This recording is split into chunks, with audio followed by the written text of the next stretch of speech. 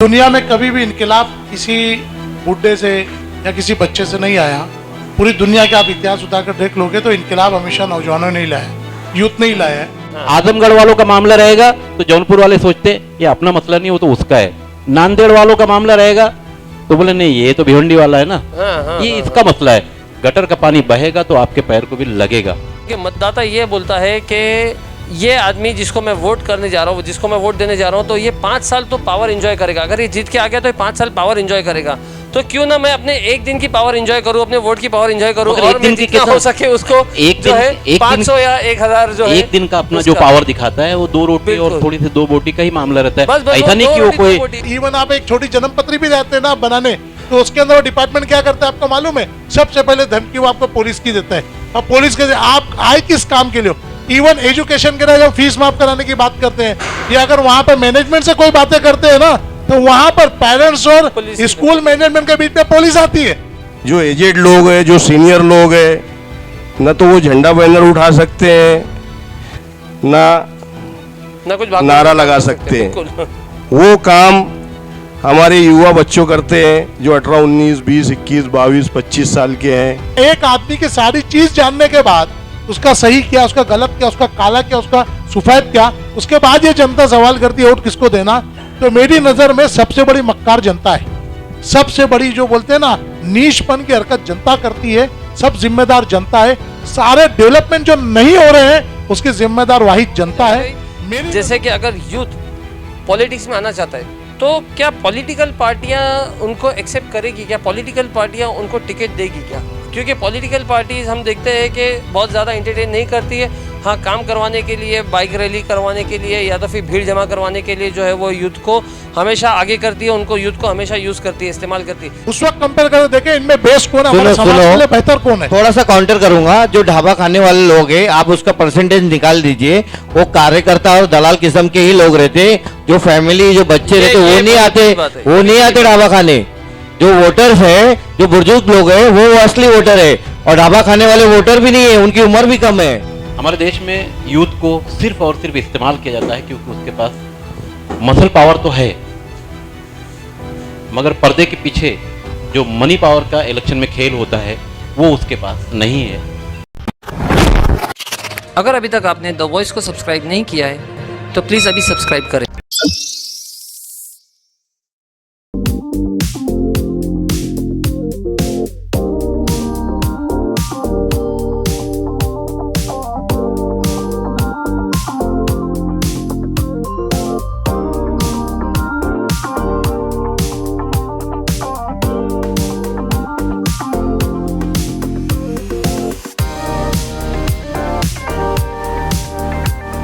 Hello friends, मैं Feroz Memon, the voice news में आप सभी का स्वागत है। एक बार फिर हम आपके सामने हाजिर हुए अपना एक नया प्रोग्राम लेके, चुनावी पंचायत। जी हाँ, पिछले कुछ हफ्तों से जो है ये हो नहीं पा रहा था, लेकिन आज हमने इसको एक नए मुद्दे, एक नए टॉपिक के साथ में दोबारा आपके सामने लेके आए, चुनावी पंचायत। तो आज का जो हमारा चुनावी पंचायत है ये भाईजान ढाबे पे हो रहा है। भाईजान ढाबे के जो ओनर है सैफ भाई, अनस भाई और कफील भाई, इन्होंने हमारा जो आज का जो प्रोग्राम है चुनावी पंचायत, इसे स्पॉन्सर किया है, तो हम इनका बहुत बहुत शुक्रिया अदा करते हैं। और हम कोशिश करेंगे कि ये जो प्रोग्राम है हमारा ज़्यादा से ज़्यादा लोगों तक पहुँचे। आज का जो हमारा टॉपिक है वो ये है कि भिवंडी शहर में आने वाले चुनाव में क्या यूथ अपनी छाप छोड़ पाएगा? क्या यूथ को पब्लिक एक्सेप्ट करेगी? क्या पॉलिटिकल पार्टीज जो है यूथ को एक्सेप्ट करेगी, उनको अपना नुमाइंदा बना के जो है लोगों के सामने, लोगों का नेतृत्व करने के लिए सामने मैदान में उतारेगी? ये सारी बातों पर, ये सारे मुद्दों पर चर्चा करने के लिए आज हमारे साथ में कुछ खास मेहमान भी है और कुछ यूथ भी है जिनके सवाल जो कि पॉलिटिक्स में उतरना चाहते हैं, तो उनके सवाल भी हम लेंगे साथ साथ में। तो सबसे पहले मैं आवाज़ दूंगा हमारे साथ में भिवंडी के वरिष्ठ पत्रकार, 25 साल से जो है भिवंडी के पत्रकारिता में सक्रिय है, फ़खरे आलम साहब, खान फ़खरे आलम साहब। तो आइए, थोड़ा मैं उन्हें दावत दूंगा। आइए खान साहब, आइए, आपका बहुत बहुत स्वागत है हमारे चैनल में, बैठिए। और दूसरे हमारे साथ में हैं वो, अब मैं उनकी क्या तारीफ करूं, क्योंकि वो अपने आप में एक पूरी कानून की किताब है, हमारे बहुत ही अजीज दोस्त नवीद बेताब साहब। तो नवीद भाई आइए। और ये गूगल पे जो है क्या कहेंगे, प्रभावी महापौर MLA करके जो है वो फेमस है। आइए, ये आपकी सीट, आप बैठिए इस पे नवीद भाई।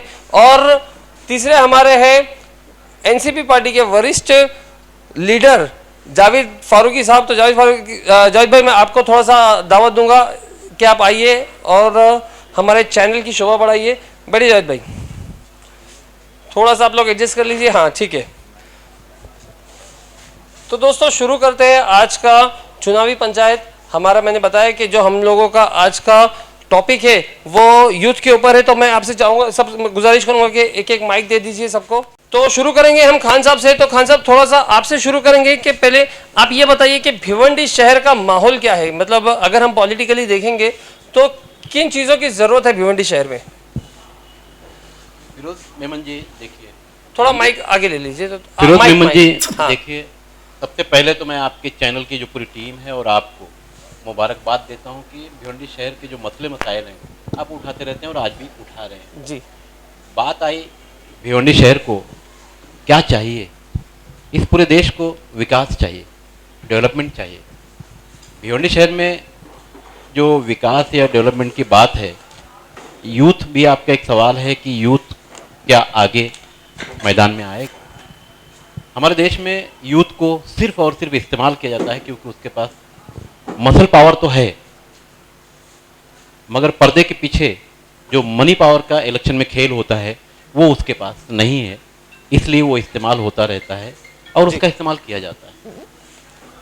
जिस दिन वो इस बात को समझ गया और वोट देने वाले लोग समझ गए, जी, उस दिन वो आगे आ सकता है। जब तक ये दोनों नहीं समझेंगे तब तक यूथ को आगे आना मेरी समझ से मुश्किल है। मैं थोड़ा सा आपसे पूछना चाहूंगा कि फिलहाल भिवंडी शहर को इसकी ज़रूरत है क्या? भिवंडी शहर को यूथ की इतनी ज़्यादा सख्त ज़रूरत है। सोशल मीडिया वगैरह अगर आप देखेंगे तो जो आवाज़ें उठती हैं, चाहे वो किसी पार्टी का बच्चा हो, नौजवान हो, वो आवाज़ उठाता है, मगर आगे उसको रास्ता नहीं मिल रहा है ईमानदारी से, क्यों, कहाँ जाए और कैसे शहर का डेवलपमेंट हो सकता है या उसके वार्ड का।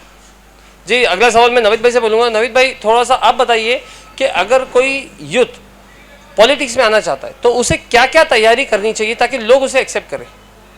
बिस्मिल्लाहिर्रहमानिर्रहीम। सबसे पहले तो मैं फिरोज मेमन भाई, मैं ये सबसे पहले कहूँगा कि असल मेरा पहले एक कीवर्ड मैं बोलना चाहूँगा कि दुनिया में कभी भी इनकलाब किसी बुढ़े से या किसी बच्चे से नहीं आया। पूरी दुनिया के आप इतिहास उतार कर देख लोगे तो इनकलाब हमेशा नौजवानों ने ही लाया है, यूथ ने ही लाया है।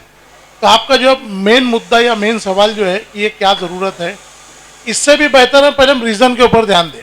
एक्चुअल में हम इसका रीज़न नहीं देखते हैं, जैसा कि हमारे फ़खर आलम भाई ने बताया, बहुत बेहतर बताया कि आना चाहिए, आना नहीं। देखो, इसकी सब जड़ जो है ना, आप अगर इसकी जड़ देखोगे तो इसकी जड़ के जो बुनियाद है, हमारा जो यूथ है आज इलिटरेट है। इलिटरेट इस सेंस के अंदर है कि भले से उसके पास एकेडमिक की चाहे डिग्री हो, चाहे कोई सर्टिफिकेशन उसके पास हो, लेकिन बेसिकली वो अपने कानून, अपने राइट्स, इसका हुकूक वो जानता ही नहीं अपने, जिसकी वजह से वो सवाल किया। हाँ, जिसकी वजह से वो जागरूक नहीं होता। हाँ। उसकी एक बुनियादी वजह, जैसे हमारे भाई ने बताया ना, कि हमारे जो बुड्ढे बाड्ढे हैं, हमारे जो एजेड लोग हैं, जिनको अच्छे अल्फाज में कहेंगे हमारे सीनियर्स, जिन्होंने खुद तो कुछ नहीं किया ना यूथ को करने दे रहे हैं, तो इसका यूथ जो आगे नहीं आता ना, उसकी इलिटरेसी है। आप याद रखो, इलिटरेसी जो है ना, वो पैरालाइज से, पोलियो से ज्यादा खतरनाक चीज है। मैं इसको शॉर्ट में, ज्यादा नहीं, एक मिनट और लूंगा मैं आपका, कि दूसरे किसी भी डिपार्टमेंट में अगर आप कोई स्ट्रगल करते हो ना आप, तो वो डिपार्टमेंट खुद अपने डिपार्टमेंट तक सीमित होता है। लेकिन आज हमारा जो माहौल जो पुलिस डिपार्टमेंट का है ना, कि पुलिस डिपार्टमेंट एक ऐसा डिपार्टमेंट है जिसका इंटरफेयर आज हर डिपार्टमेंट में, तो हमारे यूथ यहीं पर मार खाते हैं। एक तो अनएजुकेटेड होते हैं सीनियर की तरफ से, आज पॉलिटिकल लोग या जो क्रिमिनल लोग हैं या समाज के जो धन्ना सेठ लोग हैं, जो अपने आप को पोडारी कहते हैं, वो यूथ को कभी आगे बढ़ने नहीं देते। यूथ को करते हैं तो उनका सबसे बड़ा माध्यम पुलिस है। वो कहीं ना कहीं किसी डिपार्टमेंट में कोई एक्शन लेते हैं ना, तो पुलिस के जरिए हमारे यूथ को दबा दिया जाता है। तो मेरा एक शॉर्ट की मैसेज अगर आप लेना चाहोगे ना, यूथ सबसे पहले अपने हुकूक कॉन्स्टिट्यूट के अंदर तमाम लॉ, जो 192 लॉ, जबकि अब 201 लॉ हो चुके हैं इंडिया के अंदर, 201 लॉ का ज्ञान के अंदर बेसिक अगर पुलिस एक्ट और उससे रिलेटेड कानून के बारे में अपने हुकूक जान लेगा ना, जब पुलिस से अपने हुकूक लेना अगर यूथ सीख जाएगा ना, तो यूथ कहीं दबेगा नहीं। आप स्ट्रॉन्ग हो गए। मैं थोड़ा सा, हाँ नवीद भाई, यहाँ पे आपको थोड़ा सा बोलना चाहूंगा कि जो मेरा सवाल था कि अगर कोई पॉलिटिक्स में उतरना चाहता है कोई यूथ, तो उसको क्या क्या तैयारी करनी चाहिए? देखो, तो इसके लिए थोड़ा सा एक आप शॉर्ट में, देखो, सबसे पहले तो हर चीज, चाहे पॉलिटिक्स हो, नॉन पॉलिटिक्स हो, सोशल हो, आपको आपके हुकूक का ज्ञान होना चाहिए। जब आप आकर एक मुनज्जम तरीके से लिटरेट होकर जब अपने सीनियर्स के सामने आप ये चीज शो करोगे ना कि हम आपसे ज्यादा बेहतर काबिल है, तो भाई उनको भी ईगो हर्टों को आने नहीं देंगे। तो लीगली या सोशली या पॉलिटिकली आपको जब भी आना है ना, तो सबसे पहले आपको प्रिपेयर्ड होना है एजुकेशनली। हम विदाउट एजुकेशन कितना भी जोश हो, कितनी भी मेन पावर हो, तो हम कैसे अनसिस्टमेटिक चीजें करेंगे। Exactly. ये चीज होगा। तो एक टीम वर्क के तौर पर काम भी अगर आपको करना है तो भी आपको पहले एजुकेशनली मोटिवेट होना है। ये मेरा मैसेज है कि आप सबसे पहले किसी भी फील्ड में जाओ तो अपने आप को लिटरेट करो, उस ताल्लुक से अपने आप को लिटरेट करो। जी जी। अगला सवाल मैं जावेद भाई से लेना चाहूंगा कि जावेद भाई, जैसे कि अगर यूथ पॉलिटिक्स में आना चाहता है तो क्या पॉलिटिकल पार्टियां उनको एक्सेप्ट करेगी, क्या पॉलिटिकल पार्टियां उनको टिकट देगी क्या? क्योंकि पॉलिटिकल पार्टीज हम देखते हैं कि बहुत ज़्यादा एंटरटेन नहीं करती है। हाँ, काम करवाने के लिए, बाइक रैली करवाने के लिए या तो फिर भीड़ जमा करवाने के लिए जो है वो यूथ को हमेशा आगे करती है, उनको यूथ को हमेशा यूज़ करती है, इस्तेमाल करती है। लेकिन जब बात आती है टिकट देने की, जब बात आती है कि अपना नुमाइंदा खड़ा करने की, तो कहीं ना कहीं ये देखा जाता है कि ये कितना फाइनेंशियली स्ट्रांग है। तो इस बारे में क्या पॉलिटिकल पार्टी इस बार कुछ हट के सोच के या कुछ एक अलग आउट ऑफ द बॉक्स जाके सोच के ये इस तरह का कदम उठा सकती है क्या? फिरोज भाई, सबसे पहले तो मैं आपका शुक्रिया अदा करता हूँ कि आपने मुझे बुलाया और बहुत अच्छा चल रहा है माशाल्लाह आपका चैनल। रहा सवाल यूथ का, जैसे आपने बोला कि यूथ हमेशा यूज़ होता है, और मैंने भी देखा है कि यूथ यूज़ होता है, तो यूज़ नहीं होना चाहिए। उसके लिए क्या करना है जी, उसके लिए आगे आना रहेगा।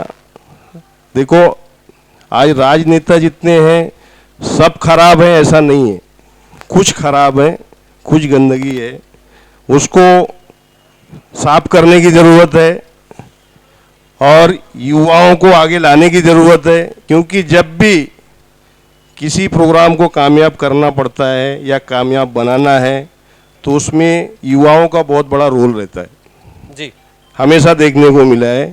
क्योंकि जो एजेड लोग हैं, जो सीनियर लोग हैं, न तो वो झंडा बैनर उठा सकते हैं, ना कुछ नारा लगा सकते हैं। बिल्कुल। वो काम हमारे युवा बच्चों करते हैं जो 18, 19, 20, 21, 22, 25 साल के हैं। तो उनको अहमियत मिलना चाहिए, फर्स्ट प्रायोरिटी हमको उनको देना चाहिए। और मेरी यही नीति हमेशा से रही है, और मैं बहुत ज़्यादा दिन से राजकारण में नहीं हूँ, लेकिन जितने दिन से भी हूँ अल्हम्दुलिल्लाह मेरे पास चाहे वो छोटा बच्चा आया हो या बूढ़ा आया हो, जो जिसकी रिस्पेक्ट देना चाहिए वो मैंने दी है। और मेरे पास आज भी कोई आता है तो मैं युवाओं के लिए 24 घंटा ऑनलाइन हूँ, और मैं वो हर लड़ाई लड़ूंगा जहाँ युवा हमारे खड़े रहेंगे। जिजाज भाई, मेरा सवाल ये था सीधा सीधा कि क्या पॉलिटिकल पार्टियां जो है वो यूथ को टिकट देगी आने वाले इलेक्शन में? देखो, अगर वो कैपेबल है तो इंशाल्लाह मैं वो बच्चे के साथ में हूँ, जो यूथ का बच्चा। मैं ये चाह रहा हूँ कि आप एक इंडिविजुअल पार्टी के बारे में ना सोचते हुए, जैसे कि एक ओवरऑल एक आपका है ना पर्सपेक्टिव बताइए, मतलब जो ओवरऑल अभी तक आपने जो एक्सपीरियंस किया है उस हिसाब से मैं चाह रहा था कि आप उसका जवाब दें कि क्या ओवरऑल पार्टियां क्या सोचती है इस बारे में। देखो, पार्टियां तो बहुत कुछ सोचती हैं जी, लेकिन जो हमारे यहाँ नीचे बैठे हुए लोग हैं उनको डिपेंड करता है कि करना क्या है। हाँ, सच्चाई जो ये है कि हर कोई, और ख़ास तौर से भिवंडी शहर के अंदर जो मैंने देखा है, जो मेरा तजुर्बा है कि भिवंडी शहर के अंदर जो सच है वो कोई नहीं देखना चाहता है। जी, झूठ हमेशा आगे आया है, पीछे क्या है उसको कोई देखता भी नहीं और उसके पीछे जाता भी नहीं है। आज हमारे शहर के अंदर कुछ दलाल हैं, चंद दलाल हैं, जिनकी वजह से शहर बर्बाद है। जी, उनको हटाने के लिए सभी यूथ को, सभी पार्टी के लोगों को सामने आना पड़ेगा। तो मैं है ना ये सवाल जो है खास करके नवीद भाई से पूछना चाहूँगा कि नवीद भाई ये बताइए कि भिवंडी के अंदर अगर हमको डेवलपमेंट देखना है तो किन किन सेगमेंट में ज़्यादा से ज़्यादा काम करना पड़ेगा? देखिए, जी, वो चलता रहेगा। सबसे पहले तो मैं आपको शॉर्ट में ये बोलूँगा कि हमको कोई भी डेवलपमेंट देखना है ना, तो पहले हमको अपना खुद का डेवलपमेंट देखना है, और सबसे बड़ा डेवलपमेंट होता है मेंटल डेवलपमेंट। जी, तो हमारे को सबसे पहले जो मेंटल स्लेवरी है, जो मानसिक बाध्यता है, जहनी गुलामी है, इससे हम बाहर आएंगे। जब इससे हम बाहर आएंगे तो हमको खुद ब खुद देखने मिलेगा कि ये यूथ जो अपनी पावर को आज समझ नहीं रहा है। जब ये अपनी पावर को समझ जाएगा ना, तो वो देखिए कैसा है, आज डेवलपमेंट में हम जिन चीज़ों को लेते हैं या सुविधा के नाम पे जिन चीज़ों को हम काउंट करते हैं, हमारे मोहल्ले की सफाई, गटरों का, ड्रेनेज का साफ सुथरा होना, सड़कों का बेहतर होना, हमारे ब्रिजेस का अच्छा होना, पानी का सही तरीके से आना, यानी कॉर्पोरेट वर्क का, पूरा कॉर्पोरेशन का वर्क का अच्छा होना, तो ये सारी चीज़ों का डिपेंड आता है हमारे अपने ज्ञान के ऊपर। जब हम उस चीज़ से लिटरेट रहेंगे ना, तो हम हमारे हुकूक लेने के, ये हमारे कोई कॉर्पोरेटर का काम नहीं है।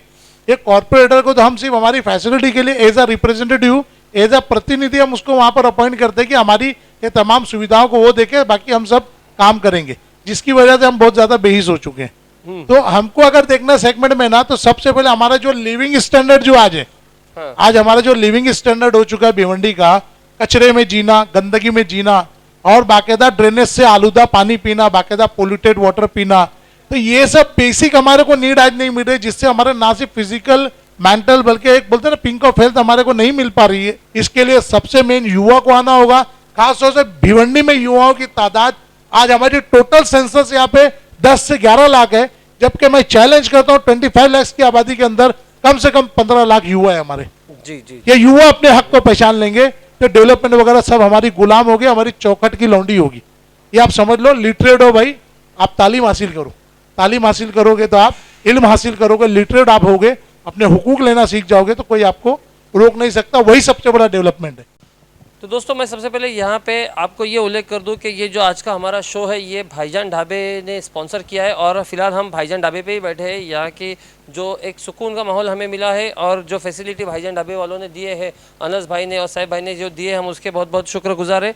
तो थोड़ा सा आगे चलते हैं हम लोग खान साहब की तरफ के। खान साहब, थोड़ा सा मुझे ये बताइए आप कि भिवंडी शहर की पब्लिक, देखिए ये मैंने पूछा था कि पॉलिटिकल पार्टियां क्या एक्सेप्ट करेगी यूथ को, अब थोड़ा सा बताइए कि भिवंडी शहर की पब्लिक एक्सेप्ट करेगी क्या यूथ को? थोड़ा सा मैं आपसे जानना चाहूँगा, क्योंकि आप जो है ग्राउंड लेवल पे ज़्यादा काम करते, तो इसके लिए मैं थोड़ा सा आप बताइए कि एक हिसाब से अगर हम पॉलिटिकल पार्टियाँ खड़ी भी कर दिए, चलो ठीक है कि ये हमारे नुमाइंदे, ये हमारे रिप्रेजेंटेटिव है, लेकिन क्या पब्लिक उनको एक्सेप्ट करेगी क्या? देखिए फिरोज साहब, भिवंडी का डेवलपमेंट क्यों नहीं हो रहा है, पहले ये भी समझना है जी। ऑफिशियली अगर देखेंगे तो भिवंडी शहर में तकरीबन 8 से 8.5 लाख लोग रहते हैं ऑफिशियली। अनऑफिशियली देखेंगे, नवीद भाई ने बताया हाँ। है।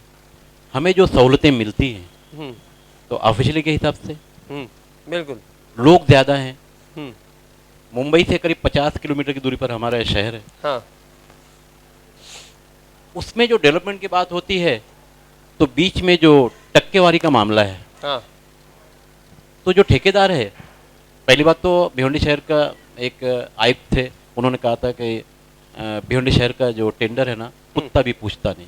अच्छा। हाँ, मेरी उनकी बात हुई थी। क्यों नहीं पूछता यहाँ का टेंडर, कि अगर वो 100 रुपये का काम है तो उसमें तो 60 रुपया बांटने में चला जाता है, तो 40 रुपये में उसको अपना प्रॉफिट भी चाहिए और काम भी करना है। तो फिर डेवलपमेंट में मिसाल के तौर पर अगर रास्ता बनता है तो उसमें क्वालिटी कहाँ रहेगी? जी बिल्कुल। इसलिए हमारे यहाँ जो भी काम होता है वो टिकाऊ नहीं होता। एक फिर बात वहीं आती है यूथ।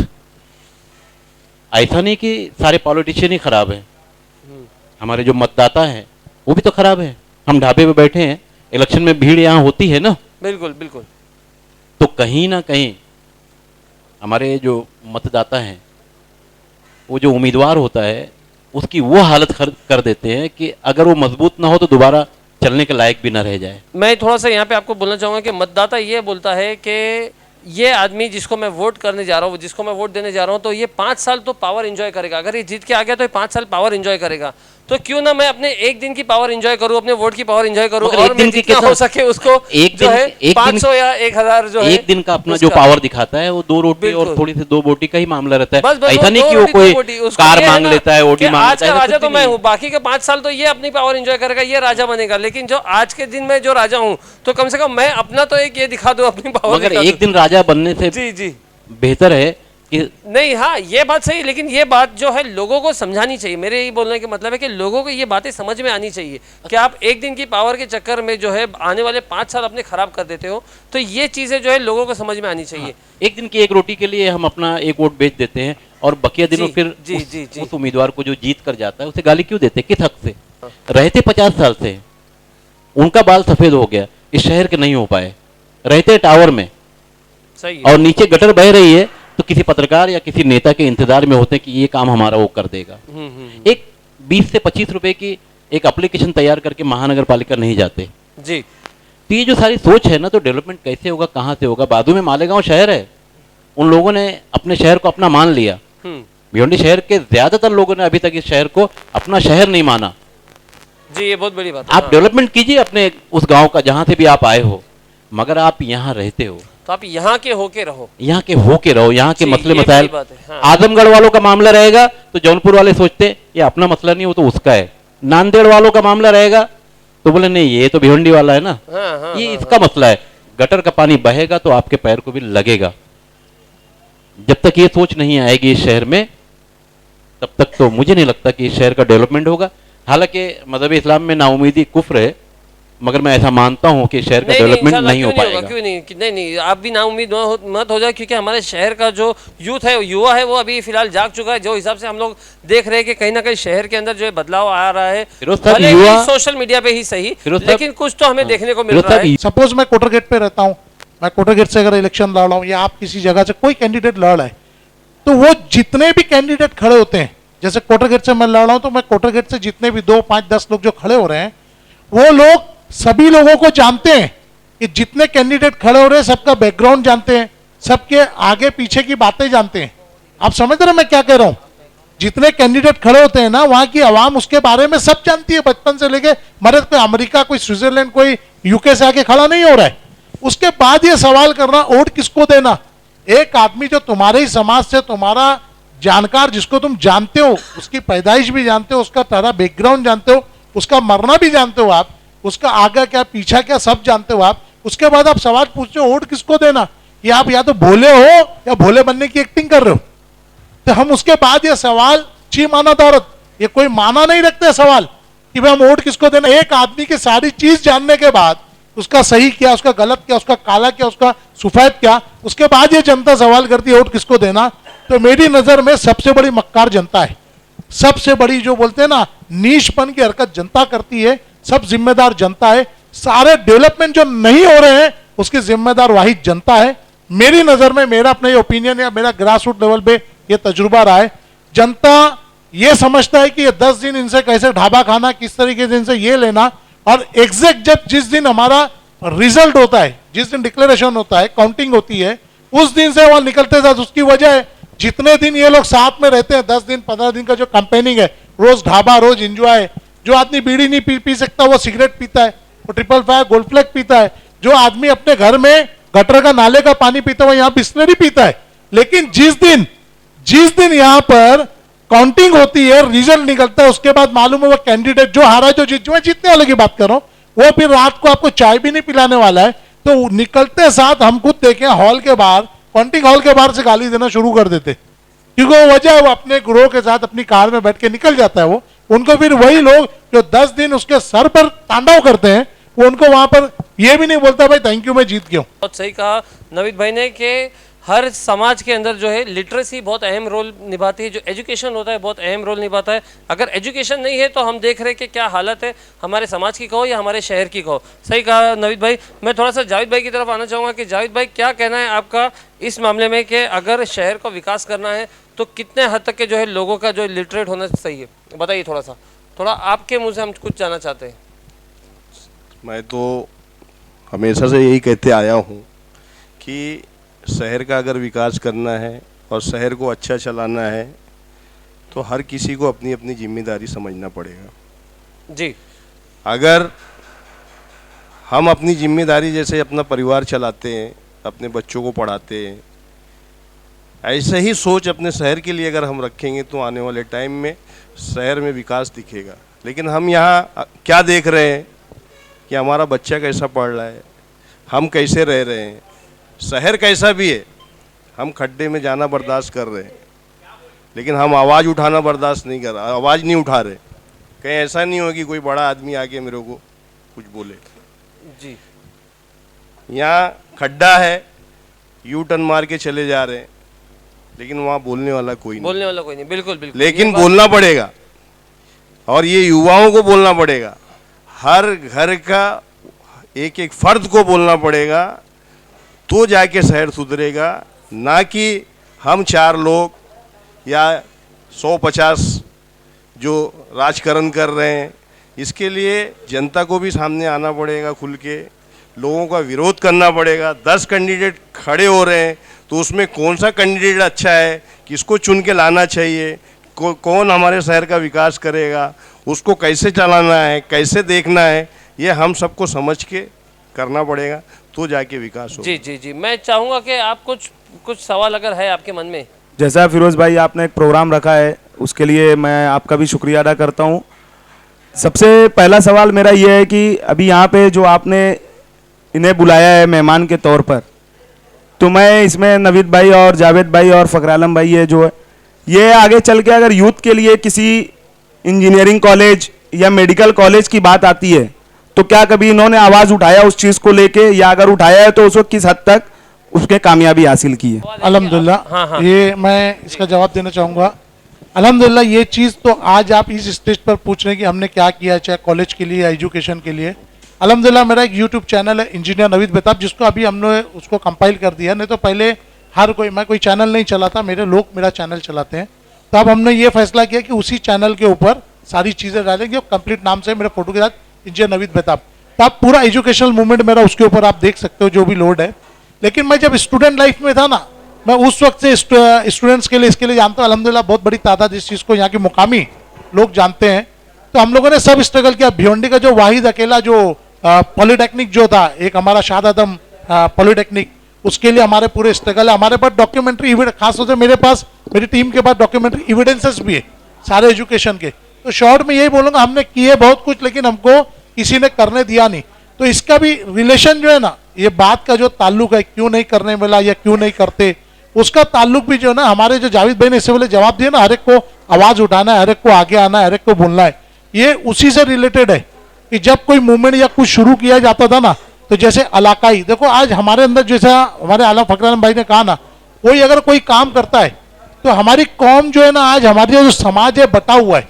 कहीं पर मसलक, जात, बिरादरी, मजहब के नाम पर ये सुन्नी, ये चौबीस, ये वहाबी, ये शिया। कहीं पर हमारा समाज जो है इलाके के नाम पे बटा हुआ है, ये आजमगढ़ का, ये बस्ती का, ये इधर का, ये फला का, ये जगह का है। तो ये जो हमारे अंदर ये जो तासुब है, जो चीज़ें हैं जो किसी भी अच्छे काम को नहीं होती, कि कोई एक नेता अगर कोई मूवमेंट अगर शहर के हक में बेहतर उठाता है तो दूसरी आवाम ये नहीं इसको करती कि भाई ये तो पैसा खा के बैठ जाएगा या ये 90 लाख की गाड़ी ले लेगा।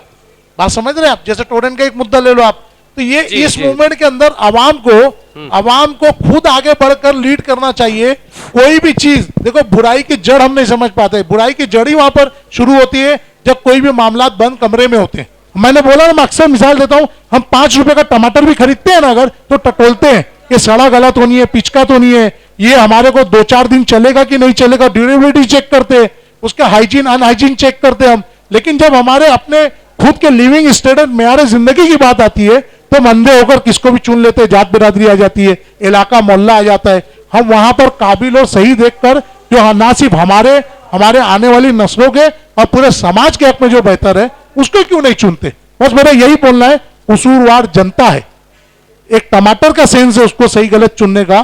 तो अपना मुस्तकबिल जिनके हाथ में होता है, वार्ड का मुस्तकबिल, वो सही गलत में हम क्यों अकल पे पत्थर पड़ जाते हैं। तो आवाम सोई हुई नहीं है, आवाम सोने की एक्टिंग कर रही है। हम लोग भोले नहीं है, हम भोले बनने की एक्टिंग कर रहे हैं। हमको ढाबा खाना आता है लेकिन सही कैंडिडेट, देखो पहली गलती है अपनी राय बेचना। हम जो राय देते हैं ना, जो वोटिंग, जो हमारी राय है, हमारा सिलेक्शन है, ये बेचना इस्लाम में भी हराम है, दुनिया से भी इलीगल है, इंडियन कॉन्स्टिट्यूट में। तो मैं अक्सर आवाम को एक मैसेज देता हूं कि आपने अगर किसी से पैसा लेकर कुछ खाकर आपने खा लिया, किसी कैंडिडेट का वोट के बदले खा लिया है, तो ठीक है, पहली गलती माफ भी हो सकती है। लेकिन उसका पैसा या ढाबा खाकर उसी को गैर मतलब समझदार कैंडिडेट को या अनकेपेबल कैंडिडेट को वोट देना, ये दूसरी बड़ी गलती है। पहली गलती आपका पैसा खाना माफ भी हो जाएगी, लेकिन उसी को पैसे के बदले में वोट देना, ये गलती माफ नहीं होगी। ये गलती मत दोहराओ मेरे भाई। आप लोग सही जो बोलते हैं ना, सर्वाइवल ऑफ द फिटेस्ट, जो काबिल है उसको चुनो तो ही आपका भला होगा।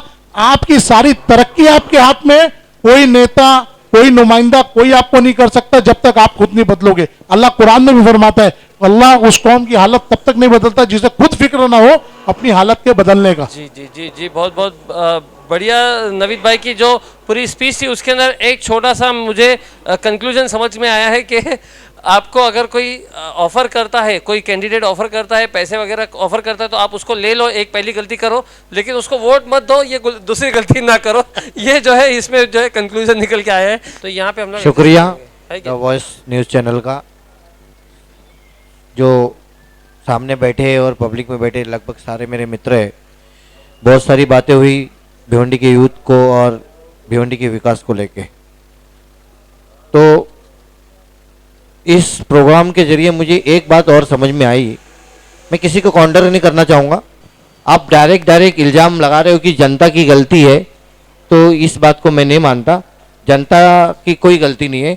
मुझे ऐसा लगता है कि जनता और नेता के बीच का जो दलाल है उसकी गलती है, जो उन दलालों को उस नेता के पास बेचता है। कई शहरों में, हमारे देश में भी और दूसरे देशों में भी एजुकेशन फ्री है। ऐसा एजुकेशन स्लम जो लोग हैं, जो गरीबी रेखा के नीचे या गरीब है, वो उनका एजुकेशन फ्री होना चाहिए। और हमारी सरकार, केंद्र सरकार हो या राज्य सरकार हो, उनको एजुकेशन फ्री देना चाहिए, जिससे जरिए एजुकेशन अगर हमारे बच्चे पढ़ेंगे, हम पढ़ेंगे, तो डेवलपमेंट, रोजगार वो अपने आप पैदा कर लेंगे। किसी नेता की कोई ज़रूरत नहीं पड़ेगी, मुझे ऐसा लगता है। तो इसके लिए हमारे शहर को सबसे पहले तो एजुकेशन अच्छा होना चाहिए और दलालों से मुक्ति होनी चाहिए। और जहाँ रही बात विकास के काम की, दलालों से मुक्ति के लिए कोई है उपाय आपके पास में? दलालों की मुक्ति के लिए एक ही उपाय है, एकदम सीधा उपाय, कि जो दलाल हमारे पास आते हैं नोट लेके, जी, वो डायरेक्ट उस दलाल से ना बात करे, उस नेता से बात करे। नोट नहीं, हम वोट देंगे, तुम हमारा काम करो, हम तुमको वोट देंगे। जी, ये इसका सही रास्ता बात है, सही बात है, बिल्कुल। और नेताओं को भी चाहिए कि उनको अवॉइड करके, लेकिन नेता तो नहीं चाहेगा। नेता तो चाहेगा कि मुझे जो बल्क में वोट आ जाए, है ना। नेता तो वही चाहेगा कि मुझे जो बल्क में मिल जाए वो मेरे लिए बेहतर है। तो नेता तो नहीं हो सकता, लेकिन हाँ आवाम कर सकती है, जरूर कर सकती लेकिन है। फिरोज भाई ये कंक्लूजन तो वही निकल रहा है, 2 पॉइंट। नंबर 1, इन्होंने खुद अपनी बातों Education। को काउंटर कर दिया। एक तो हाँ। लिटरेसी चाहिए, दूसरा उन्होंने जो काउंटर किया खुद इसी चीज को कि राजनीति से कोई लेना देना नहीं। यही सबसे बड़ा तो रीजन आज बन रहा है ना। जी। हम नहीं कह सकते राजनीति से कोई लेना देना नहीं है। कोई आदमी को रोज अगर सरवाइव करना है, बोलेगा मेरे को मार्केट से लेना देना नहीं है, हाँ। मेरे को इस दुनिया से, समाज तो से, possible ही तो नहीं, ये क्योंकि इनका राजनीति उन्होंने का अपनी बात का खुद काउंटर कर दिया हमारे भाई ने। लेकिन यहाँ फिर बात घुमा के वही चीज आ रही है, जो भी खड़ा होता है कोई पैराशूट नहीं होता, कोई पैराशूट नहीं होता कि भाई रईस शेख आए बंबई से आके लड़ लिए और जीत गए, एमएलए बन गए। नॉर्मली हमारे वार्ड के जो इलेक्शन होते हैं, वार्ड के कैंडिडेट 10 खड़े हो कि 50 खड़े हो, आपको टोटल बैकग्राउंड मालूम होता है। उसमें जनता इतनी भोली नहीं है।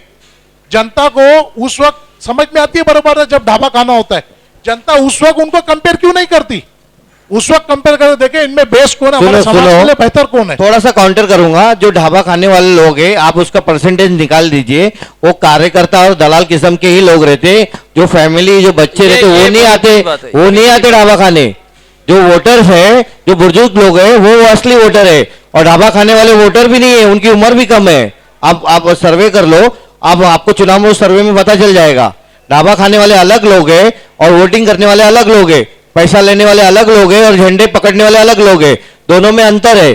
तो मेरा कहने का ये मतलब है कि जो हमारी भिवंडी की जो जनता है, वो ज्यादातर कामगार वर्ग है। उनको सही दिशा में लेके जाने वाले जो लोग हैं, वो फ्रंट पे आने चाहिए। और ये दलाल जो लोग हैं, दलाल को कहीं जो भी दलाल है, मैं किसी को उनको अवॉइड करना चाहिए। लिटरेसी, वही चीज आगे लिटरेसी होनी चाहिए। जी, जी, जी। बात फिर वही आगे लिटरेसी होना चाहिए। लेकिन आप सिर्फ एक ढाबे को टारगेट करके रेंसम को, ढाबे की बात की, मैंने ढाबे की बात बिल्कुल नहीं की। बता रहा हूं हम लोग, हमारा मुद्दा यह है कि वोट के बदले कहीं नोट, कहीं पे उसका कोई भी बदल हो, चाहे ढाबे की शक्ल में हो, चाहे मोहल्ले में घर में पैसा पहुंचने की शक्ल में हो। मैं तो कोई इसका एक छोटा सा मैंने एक कहा कि इसको सुनो, मैंने शुरुआत में ही एक बात कही कि मैं अपनी समझ का विचार व्यक्त करूंगा और उस पर मंथन करना चाहिए।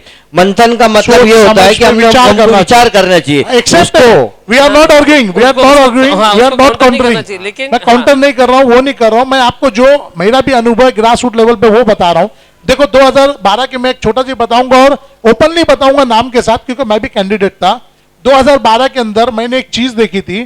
तो मैंने उस वक्त जो कैंडिडेट थे, हमारे मरहूम मर गए नईम भाई, मालेगांव के जो थे नईम, जो 2012 में क्वार्टर गेट वार्ड से जीते थे। मैंने उनको बुला के एक चीज बोला था, बोला नईम भाई अभी, क्योंकि क्या होता था, जैसी शाम होती थी ना, तो मोहल्ले के जो 5 साल 6 साल 7 साल 3 साल, मतलब एकदम छोटी उम्र से लेकर 10-12 साल तक के बच्चे रोज शाम में 1 घंटा 1.5 घंटा नईम भाई जिंदाबाद ये घंटा लेकर ना वो छोटे से बच्चे उनको वड़ा पाव और किसी को 10-20 रुपया कुछ चॉकलेट वगैरह देते थे और वो पूरे मोहल्ले में मतलब उनको तो एंजॉय होता था, सीटी दे देते थे हाथ में उनकी बैट का सिंबल और रोज खिला पिला के ना वो 5 साल 7 साल 10 साल के बच्चे जो कि mentally growth legally below 7 years अगर बच्चा कोई क्राइम करता है तो उसको क्राइम नहीं माना जाता, उस एज के बच्चों को वो पैसा देकर अपने प्रचार में मोहल्ले में सुन लो मेरी पूरी बात प्लीज प्लीज सुन लो।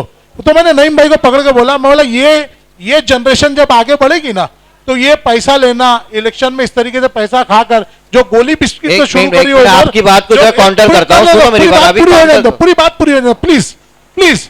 तो मैंने उनको समझाया था कि ये जब जनरेशन आगे बढ़ेगी ना तो ये रिश्वत लेकर इस तरीके से काम करना या पैसे के बदले में ये अपने हुकूक का इस्तेमाल करना ये इतनी खतरनाक आगे की एक हमारी पीढ़ी आने वाली है जिसके लिए ये चीज मायूब ही नहीं होगी, इसको वो चीज आई भी नहीं मानेगी। तो यहाँ पे बहुत बड़ी चीज गलत चीज की बुनियाद आप डाल रहे हो छोटे बच्चों को प्रचार में जो कि लीगली भी अलाउड नहीं था, नहीं मोहल्ले में हो रहा था। मैं आपकी बात को एक तरह काउंटर करता हूँ, सुनो। पहली बात तो हमारे भिवंडी शहर में बहुत से ऐसे लोग हैं जो नेता है, स्वयं घोषित नेता है, नेता की परिभाषा ही नहीं मालूम। तो मैं आपको पहले बात तो ये बोलना चाहूंगा, जैसे आप इलेक्शन लड़े, 2-3 बार इलेक्शन लड़े, हार गए जीत गए वो अलग मसला है, लेकिन नेता की परिभाषा खुद नेता को ही पता नहीं तो लोगों को क्या बताएंगे। तो नेता की परिभाषा पहले खुद जान ले, नेता क्या होता है। और भिवंडी शहर में ऐसा भी नहीं है कि भिवंडी में नेता नहीं है और भिवंडी के नेता काम नहीं करते। बहुत से ऐसे इलाके हैं, बहुत से जहां पर नेताओं ने काम किया, नगर सेवकों ने काम किया है और कुछ बड़े नेताओं ने काम किया। मैं किसी का नाम लेके उनको टीआरपी नहीं देना चाहता, लेकिन ऐसा बिल्कुल भी नहीं है कि सभी नेताओं ने काम नहीं किया। नेता लोगों ने काम किया, काम करते हैं, लेकिन ये जो मीडिएटर है, बीच के जो दलाल है, वो नेता और जनता के बीच का जो संबंध है उस संबंध को कहीं ना कहीं दाग लगा रहे, कहीं ना कहीं कलंकित कर रहे, नेता का भी नाम कलंकित कर रहे। ऐसा लगता है। मैं चाहूंगा कि यहाँ पे अगर नवीद भाई इस बात का जवाब नहीं देंगे तो आर्ग्यूमेंट नहीं खत्म हो जाएगा। मैं इसका जवाब बहुत जरूरी है देना, आर्ग्यूमेंट का नहीं, ये बिल्कुल क्लियर। उसकी वजह है कि जैसे आपने बोला मैं 2-3 टाइम लड़ा, आपने खुद एडमिट कर लिया चीज की मैं एक्सपीरियंस होल्डर हूँ, ग्रास रूट लेवल पे लड़ा हूँ। तो आप प्रैक्टिकली लड़े ना, आप समझोगे नहीं। इसकी सबसे बड़ी मिसाल ये देता हूँ, जो बोल रहे हैं मीडिएट दलाल, तो अल्हम्दुलिल्लाह ये मैंने president of India Pratibhatai Patil थी, मैंने खुद लेकर, तुम खुद उस वक्त विटनेस थे, उसने मेरे को खुद पर्सनली रिप्लाई भी दिया था। मैंने महाराष्ट्र गवर्नमेंट पे इंक्वायरी हेल्ड की थी, मेरा टाइटल ही वही था। लेटर जाके सबमिट करने वाले फखरे आलम भाई थे, वहां पर बाइक रैली में जाके सबमिट किए थे प्रेसिडेंट ऑफ इंडिया को। तो उस वक्त टाइटल ही यही था, रिश्वत की जड़ दलाल लॉबी है, बदगुमानी की जड़ रिश्वत, रिश्वत की जड़ दलाल लॉबी है, टाइटल ही यही था। ये तो मैं कहना चाह रहा था। सुनिए बात घूम के लिटरेसी भी आती है, लेकिन ये आपकी बात मैं काउंटर करता हूं गलत है। उसकी वजह ये है, जिस जनता को आप भोले बता रहे हो, सच्चे बता रहे हो ना, वो शाम में 5 बजे तक इंतजार में रहती है, पैसा आएगा तो वोट देने निकलेंगे। अब ये इसमें कौन दलाल आ गया बीच में? नहीं, वो दलाल का इंतजार करते रहती ना। दलाल का नहीं, मैं बोलना चाहूंगा, खोल के बैठे। नहीं नवीद भाई, मैं इसमें आपको बोलना चाहूंगा कि जिन्होंने इस दलाल की जो बात की ना, तो ये बिल्कुल सही बात है। और दलाल जो रहते हैं ना, वो लोग रुका के रखते हैं कि जब तक मैं बोलूंगा नहीं तो तब तक वोट मत डालना, तब तक मैं नहीं आऊंगा, तब तक वोट नहीं डालना करके ये बातें होती है। हमने हमारी आंख से देखी। आप अपने इलाज के लिए दूसरे फायदे मुफाद के लिए दलाल का इंतजार क्यों नहीं करते? एक डिबेट दूसरा और होना चाहिए, एक डिबेट और होना चाहिए, नेता पे चर्चा, क्योंकि नेता कैसा होना चाहिए, नेता क्या होता है और नेता क्या काम करता है, नेता का क्या अधिकार है, वो लोगों को पहले समझ, हाँ लीगली उस पर चर्चा होनी चाहिए। हम उस पर बात करेंगे अभी। I am agree to participate. मैं है ना, मैं वही बता रहा हूँ कि इसके पहले जो मैंने एक चुनावी पंचायत रखी थी ना, तो उसमें मेरा सबसे पहली बात यही थी कि हमारे यहाँ जो वोटिंग होती है ना, वो इन्फ्लुएंस पे होती है।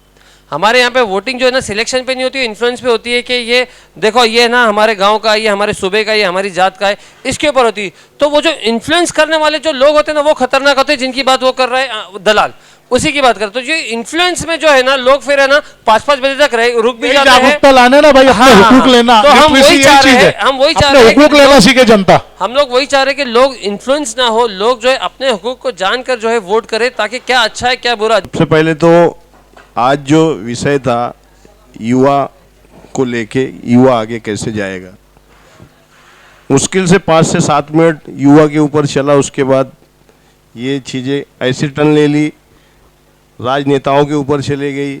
लेकिन हमारी जो बैठक है, हम यहाँ जो चर्चा करने बैठे हैं, वो युवा कैसे आगे आएगा, हमारा शहर कैसे सुधरेगा, युवाओं को हम आगे लाएंगे और उसको इलेक्शन में खड़ा करके क्या तैयारी करवाएंगे क्या तैयारी करवानी है, विषय ये है। जी। लेकिन यहाँ वो मुद्दे से हटके हम यहाँ वहाँ भटक गए हैं। बिल्कुल। तो हमको जो मुद्दे के लिए बुलाया गया है फिरोज भाई, हमें उस मुद्दे पे बात करनी चाहिए। हम लोग प्रोग्राम खत्म करेंगे, लास्ट 15 मिनट्स।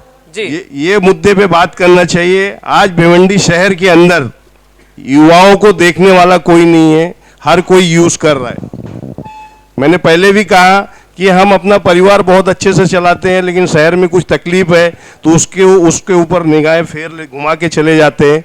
वो चीज़ें अगर नहीं होगी, अगर हम लोग अपने शहर को, जैसे थोड़ी देर पहले फकरे आलम भाई ने बोला कि हम आज भी रह रहे भिवंडी में, लेकिन हम ये बोलते हैं कि मैं तो यूपी से हूँ। सबसे पहले तो हम ये जान लें कि ये भिवंडी शहर हमारा शहर है, ये हमारा घर है, हमारा परिवार है। यहाँ के रास्ते, यहाँ की चीज़ें सारी हमारी है। इंशाअल्लाह खुद ब खुद हर चीज़ अच्छी होने लगेगी। घर के अंदर कोई चीज़ टूट जाती है तो हम फौरन उसको बदल देते हैं, लेकिन रास्ते में अगर कोई चीज़ पड़ा है या खड्डा है तो सालों चला जाता है। हम बच के चले जाएंगे, गाली दे के चले जाएंगे, लेकिन उसके ऊपर आवाज उठाने के लिए नहीं है। बोलिए फकरान भाई। फिरोज साहब देखिए, इस बार आपके चैनल से मैं भिवंडी शहर के लोगों से अपील करूंगा जो वोट देने जाते हैं जी, इस बार हिम्मत करें। भिवंडी शहर में 50% यानी जितनी सीट हमारे पास है उसमें से 50% नौजवानों को आगे लाएं।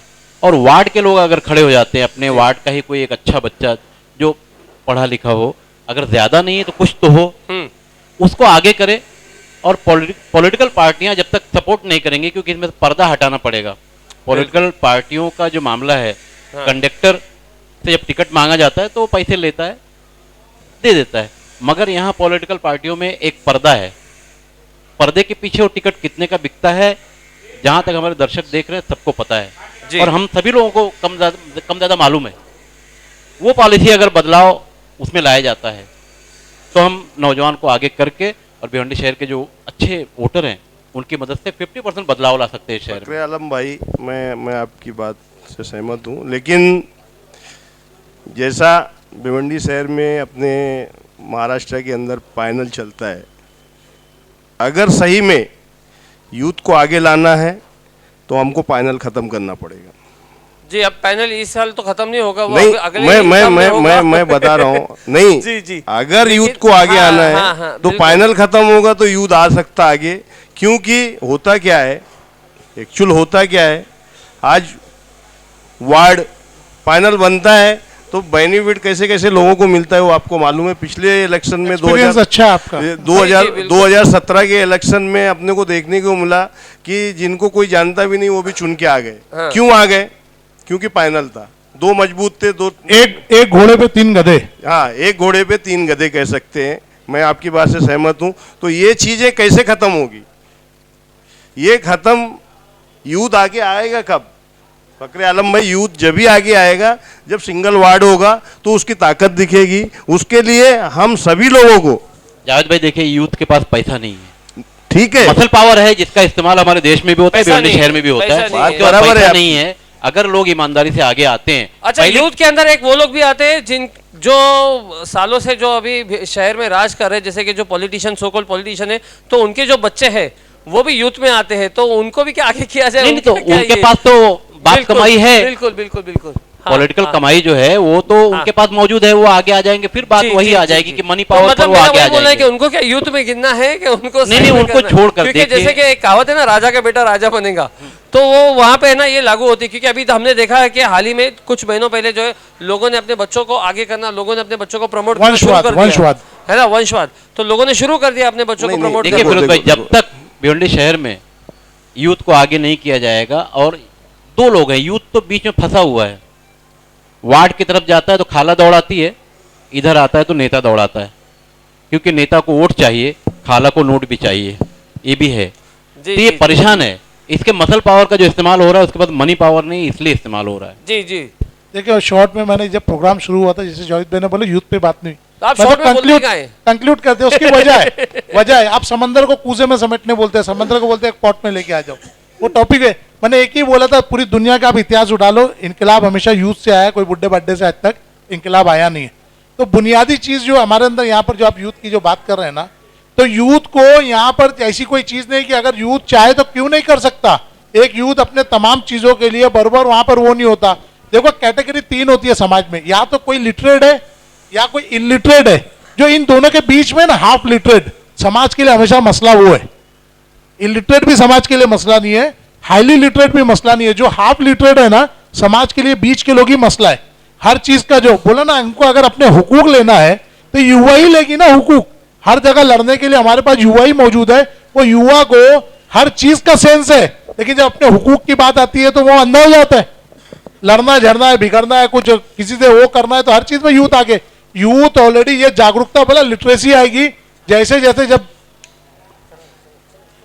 जैसे जैसे हम अगर यहाँ पर जवान मतलब हमारे साथ आएंगे ना, ज्ञान बढ़ेगा लोगों को ना, तो खुद ब खुद ये मामला होगा। फिर वही चीज है, जागरूक करके उनको लिटरेट करना। जी जी, ये मुद्दा है। मैं यहाँ पे एक छोटी सी स्टोरी बताना चाहूँगा कि जो राजा का बेटा राजा जो होता है, तो उसके ऊपर कि हम ये ना समझे कि अगर नेता अच्छा है तो उसका बेटा भी अच्छा होगा, या तो फिर जैसा बाप वैसा बेटा होगा। तो इसके ऊपर एक छोटी सी कहानी है, थोड़ा सा 1-2 मिनट के अंदर ख़त्म हो जाएगी। कि एक राजा था, जब भी उसके राज्य में कोई मरता था तो वो मरने वाले की ना उंगली काट लेता था। जब भी कोई उसके राज्य में मरता था तो उसके मरने वाले की उंगली काट लेता था। तो वहाँ के लोग उसको है ना बहुत गालियाँ देते थे, बोलते थे कि कैसा राजा है, बोले कि ना ये कब हटेगा, बोले जो मरने वाले को भी नहीं छोड़ता। ऐसे ही लोगों को, जो जिंदा लोग हैं उसको तो परेशान करता ही है, मरने के बाद में भी जो है लोगों की उंगलियाँ काट लेता है।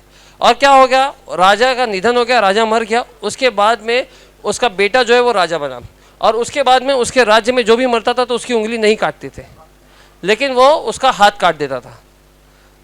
तो अब बताओ, अब लोग ये कहते हैं कि जो राजा था वही अच्छा था, कम उंगली काटता था, ये तो साला पूरा हाथ काट देता है। नहीं सुधरे तो गर्दन कट जाएगी आने वाले दिनों और अगर में। नहीं बड़ी सुधरे तो बड़ी आगे- बुराई के सामने लोग छोटी बुराई को prefer छोटी करते बुराई हैं। को भूल यही जाते हैं लोग। तो यही इसके मानसिकता लिए- खत्म होनी चाहिए। जी, ये बुराई चीज़ें बुराई जो है। है ये खत्म होनी चाहिए, ये खत्म होनी और ये चाहिए। लिटरेसी से होगा। ये सिर्फ जब तक ज्ञान बढ़ेगा नहीं, लिटरेसी आएगी बिल्कुल, नहीं, बिल्कुल, ये होगा नहीं। ये जागरूक भी तभी होंगे जब आपको ज्ञान होगा। और जैसा मैंने पहले कहा ना, ये बोले आगे क्यों नहीं आते, जावेद भाई बोला, मैंने पहले ही जिसको इन्होंने मेरे कहा इनका भाषण था, वो भाषण में मैंने क्लियर किया, युवा को आज प्रोटेक्शन चाहिए। और प्रोटेक्शन पैसे से भी ज्यादा उसकी अपनी सेफ्टी, जो कहीं पर भी युवा को फंसा दिया जा रहा है, दबा दिया जा रहा है। तो आज बोला ना, इस देश के अंदर पुलिस का शासन चल रहा है, तो युवा को जब अपने हक के लड़ते हुए जब सबसे ज्यादा प्रोटेक्शन अगर पुलिस से मिल गया ना, तो युवा वहां पर सरस हो जाएगा। युवा को हर तरीके का प्रोटेक्शन चाहिए। मैं अपने हक हुकूक के लिए लड़ूंगा तो मेरे पर अत्याचार और अन्याय नहीं होगा। यहाँ पर कैसा होता है, लड़ने वालों को अननेसेसरी अनलॉफुल उसको दबा दिया जाता है और वो वहां पर उसको फंसा। ये खौफ कब निकलेगा, जब ज्ञान बढ़ेगा। जब ज्ञान बढ़ेगा, लिटरेसी आएगी तो अवेयर भी होगा, हर तरीके से लड़ेगा। तो कंक्लूड मेरा यही है कि युवा ही इस देश का इतिहास बदल सकता है। और युवा तब बदलेगा जब उसको ज्ञान होगा, अपने हुकूक को जानेगा, और जब हुकूक जान लेगा तो हर किस्म का बदलाव होगा। कोई डेवलपमेंट वगैरह करने की जरूरत नहीं है, ऑटोमेटिकली सब कुछ हो जाएगा। जी, बहुत बहुत शुक्रिया आप लोगों का आने का। और दोस्तों, यहाँ पे हम हमारा प्रोग्राम खत्म करते हैं, और इन सारी बातों का मकसद यही एक ही निकला है कि पब्लिक को थोड़ा सा अवेयर होना चाहिए, पब्लिक को जागरूक होना चाहिए, जागरूकता फैलनी चाहिए, थोड़ा सा अपने आप को अपग्रेड करना चाहिए, एजुकेट होना चाहिए कि कौन सही है कौन गलत है। जैसे कि नवीद भाई ने बताया कि हर एक को मालूम होता है कि उसका कैंडिडेट कितना पढ़ा लिखा है, कितने पानी में क्या है, लेकिन उसके बावजूद भी अगर उसको वोट नहीं देते तो कहीं ना कहीं पब्लिक की भी जो है यहाँ पे एक कमी कहेंगे हम, नहीं तो अभी क्या बोलते हैं, अमृत बुरा मान जाता था।